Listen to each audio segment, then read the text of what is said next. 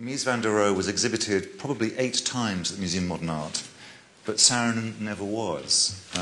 Most recently there was an attempt to take a Saarinen show there, I think 3 years ago, and it ended up in the Museum of the City of New York.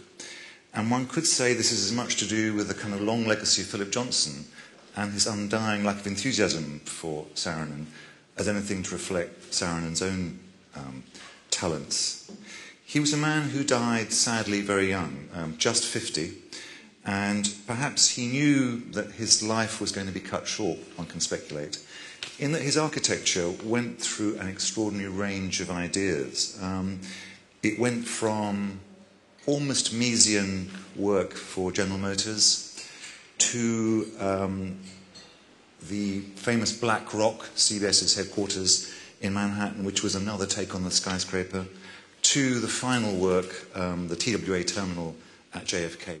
Unlike most architects, he also managed, I think, to combine the very difficult skill of designing both furniture and architecture. There kind of seems to be a long history of those who can do one and the other, but not both. He could do them both. I was privileged enough to talk to Florence Knoll a lot in my research for this book because I was told, don't bother trying to get in touch with her. She doesn't do interviews. She doesn't talk to anyone. But I knew the 2 magic words, Eero Saarinen. She was very insistent on becoming an architect. So she enrolled at the Kingswood School at Cranbrook, which was, the headmaster there was Eero Saarinen, whose son was actually off at architecture school at the time. But they got to be close friends.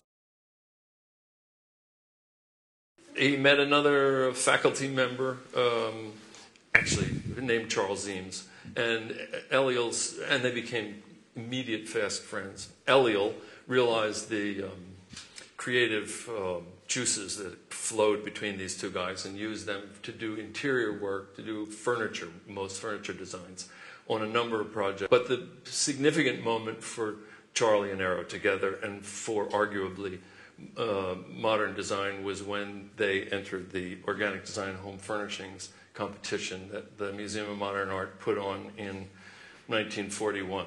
They entered in 2 categories, seating and what was known as, what we call case goods. I think I forget what the term they use now. And they won in both categories. Tell me, do they actually work together on individual chairs? Charlie and Eero? Yeah. Well, according to Don, they did not. I'll say this, that on the Kleinhans chair, which was a straight bent wood chair, they did work together. And Eero Drew and Charles Eames made, or they critiqued each other? Florence Knoll, and independently of Don Albinson, told me this. They both told me the same thing. Characterized them this way. Charlie Eames was a T-square and triangle guy, and Eero Saarinen was an artist.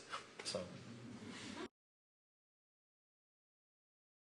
His father is the one who taught him that everything relates to the next largest ring in the concentric circles of size.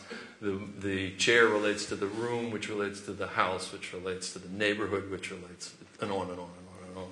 And he said the problem with furniture is that it always has to relate to the room, and the room is always a box.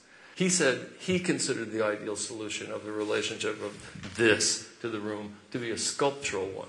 That's the best solution. And that you can see, as Florence Knoll said many times, I talked to her for an hour on the phone, she'd almost always close the conversation by saying, you have to remember one thing, Eero Saarinen was, before anything else, he was a sculptor. He realized that that in order to solve the problem of compound molding without actually compound molding plywood, a cone was the solution. Because every point on a cone is part of a straight line, not a curved line, a straight line, that from the edge to the vortex. It was more of a success than they ever imagined, because it meant so many different things to so many different people. It was introduced in 1948. For many people, this was the first modern thing that they had in their homes. But it's not just sculpture. I mean, it has a certain personality, yeah. And the form doesn't only come from the cone observation that you make. And it seems to, I mean, the name is not an accident. Correct. It's implying quite a lot of things. Eero said to his office, we have 4-legged chairs, and we have 3-legged chairs, and we have 2-legged chairs, meaning those cantilever ones. But no one has done a 1-legged chair yet, so that's what we're going to do. And that was the beginning of this one. Hans Knoll wrote him a letter in 1954 saying, we're so happy to hear that you're back at design again, and you have some ideas for a new collection. And Eero wrote back and said, and the idea I have, I think is so good it will wipe Herman Miller off the map. That's it. The things we recognize as icons all have one thing in common, and that is the originality of the idea behind them. That is to say, an icon isn't iconic because it's a chair or a table or a building or a glass or a vase. It's an icon because of the creative idea that is behind it. The departure from a normal form or a normal process to something so original. There's an anticipation aspect too to iconic status. That is, we know something is coming. We're anticipating. We're anxious for it. And when it gets here, we're greatly relieved. But it's still the same thing. It's the idea. So.